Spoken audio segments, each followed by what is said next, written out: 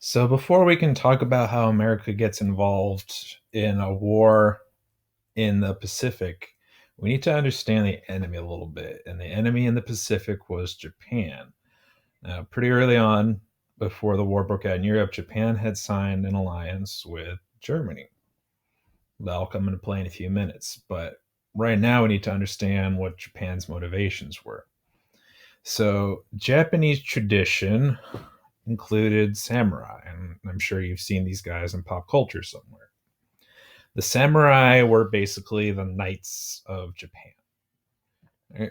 Now, samurai had a very specific code that they lived by. This was Bushido code.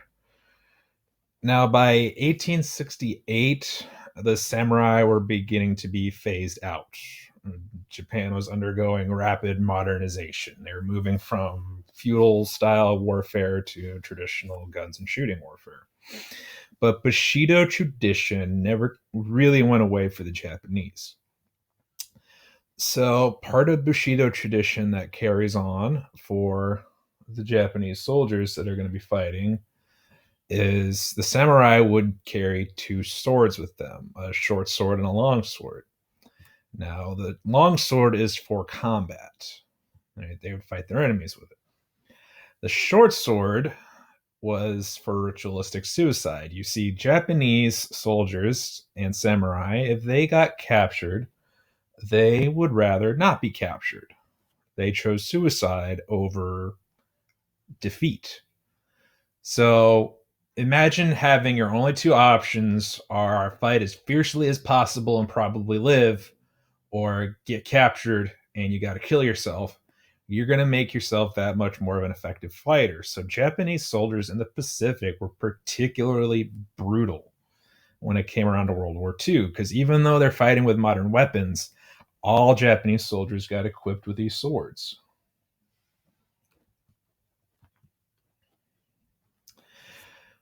So, a little more backdrop about Japan. In the early 1900s, Japan was fighting a war with Russia, the USSR, as it's going to become known. Now, this was the Russo Japanese War, and basically what they were fighting over was Russia wanted some warm weather ports in the Pacific, so they came into China. Japan also wanted to control those ports. Now, Japan was kind of an underdog in this war with Russia, and they weren't seen as going to win it. But Japan won, and this is the first instance in history of an Asian nation beating a major European power in combat. So Japan wins. Now, they don't want to stop at just the ports of Manchuria, they want to take over most of China.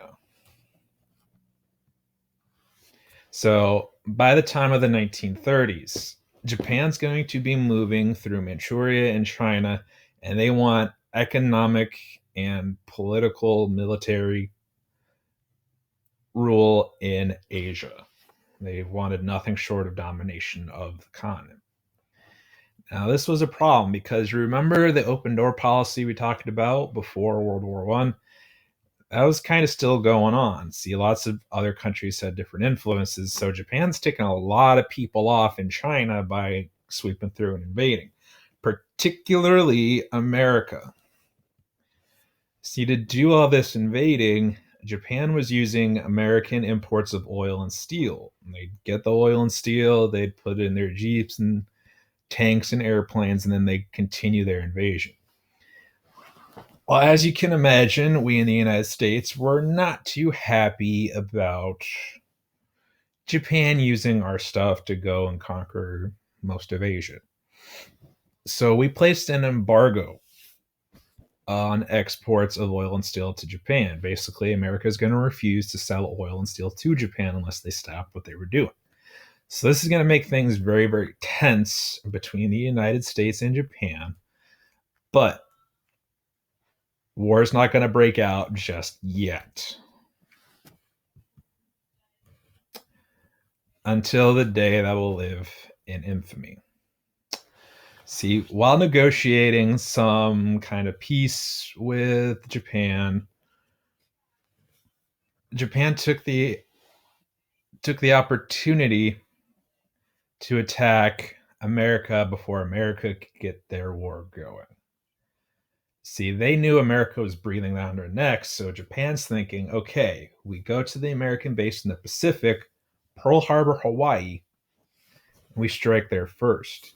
Now, if Japan's plan to succeed, they would have needed to destroy all the aircraft carriers and all the fuel in Pearl Harbor. They managed to destroy just a couple of boats and they didn't get the fuel.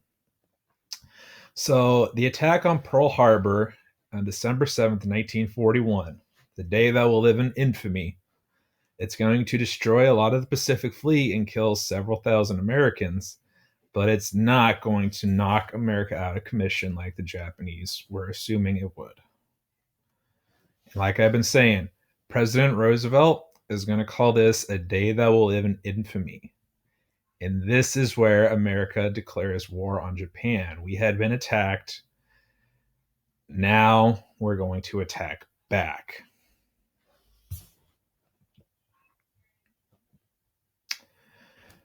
So America had managed to stay out of World War II for a couple years. But now that Japan has attacked the United States, Germany has to honor its pact with Japan, and Germany declares war on the United States. So not only did America get involved in Asia shortly after, now we have to get involved in Europe. Pearl Harbor was truly the triggering event of America entering the war. So America could not remain isolationist. World War II is now being fought on almost every continent, and the United States is fully involved as a participant.